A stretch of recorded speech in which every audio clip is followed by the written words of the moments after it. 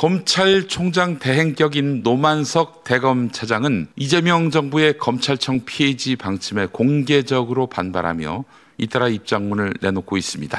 검찰이 헌법기관이라는 왜곡된 주장을 펼치고 있고요. 기자들에게 직접 문건을 배포하는 방식까지 택했습니다.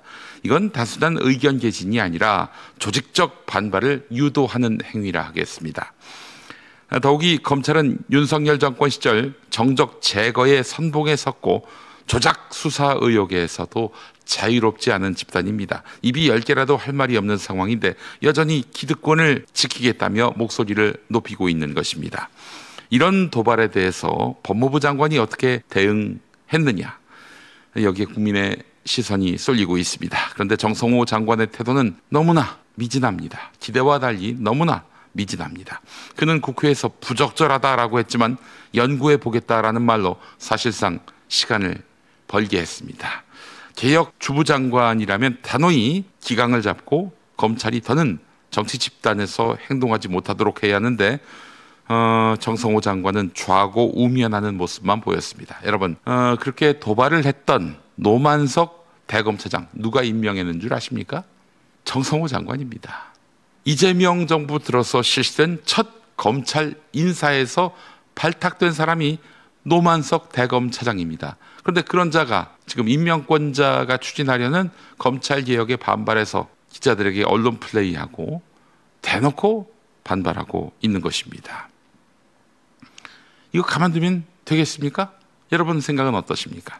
사실 정성호 장관은 취임 초부터 검찰개혁에 대단히 미온적인 태도를 보여왔습니다. 검찰청을 공소청으로 바꾸는 것에도 반대했고 중수청 역시 법무부 아래에 두자면서 검찰 권한을 오히려 강화하는 쪽으로 의견을 냈습니다. 검찰 없애지 않을 수도 있다, 이런 말도 했었죠. 이재명 정부의 법무부 장관이 검찰개혁에 제동을 거는 듯한 행보를 보여왔다는 것은 대단히 충격적인 일입니다. 우리는 지난 정부에서도 비슷한 경험을 했습니다. 지난 정부, 문재인 정부지요. 검찰개혁을 추진하다가 어정쩡하게 물러서고 적당히 타협하면 되지 않겠느냐, 이런 태도를 보였다가 어떤 결과를 마주했습니까? 검찰은 곧바로 되치기에 나섰습니다. 야당 대표였던 이재명 대통령은 없는 죄를 뒤집어 쓰고 사법 리스크라는 이름으로 정치 생명이 꺾일 뻔했습니다. 이재명 대통령의 측근으로 통하는 김용 전 민주연구원 부원장, 이제 잠시 후에 나올 예정인데요. 그분 역시도 감옥에 갇혀서 끝도 없는 수감 생활, 없는 죄 뒤집어 쓰기, 이 고난에 시달렸습니다. 죽다가 살아난 처지였던 것이죠. 그 쓰라린 교훈을 정성호 장관은 정말 잊은 겁니까? 검찰개혁은 미봉책으로는 불가능합니다. 검찰은 권한을 조금만 건드려도 조직적으로 반발하고 여론전을 펼치면서 기득권을 지키려고 합니다. 지금은 그게 잘 안 되니까 아예 대놓고 국회에 와서 국회의원들을 능멸하고 있잖아요, 이놈들이.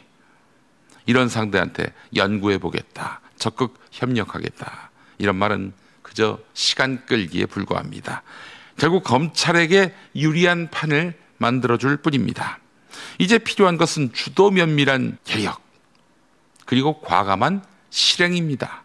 검찰청 간판을 유지한 채 부분 개혁만 하다가는 또다시 과거와 같은 대참사를 맞게 될 것입니다. 수사 기소 분리, 공소청 전환, 중수청 설치, 고위공직자 범죄 수사 전담기구 강화 등 이미 논의된 개혁 과제들을 더 미룰 이유가 없습니다. 이재명 정부가 국민 앞에 약속한 바를 지키려면 법무부 장관이 결단하고 앞장서야 하는 것입니다. 정성호 장관 지금 걱정하고 있습니까? 이렇게 검찰개혁 전면에 나섰다가 나도 조국 추미애 꼴 나는 것 아닌가, 이렇게 염려하고 있는 겁니까? 그렇게 미적대다가 검찰의 되치기가 이루어져서 공격을 당하게 되면 제일 먼저 죽는 사람은 이재명 대통령입니다. 본인은 그 다음이에요. 정성호 장관은 지금이라도 선택해야 합니다. 검찰개혁의 역사적 과제를 감당할 것인가, 아니면 또다시 좌고우면하다가 검찰 반격에 무너질 것인가. 주저하는 순간 검찰은 조직적 저항으로 판을 엎으려 들 것이고 대통령과 정부는 치명적인 정치적 부담을 떠안을 수밖에 없습니다. 오늘 국회 필리버스터 끝나면 곧바로 검찰청을 없애는 개혁안을 이제 입법하게 됩니다. 개혁은 결코 쉽게 달성되지 않습니다. 자, 법안만 통과된다고 될 문제가 아니에요. 검찰처럼 견고한 권력기관의 개혁은 이제부터 시작인 것입니다.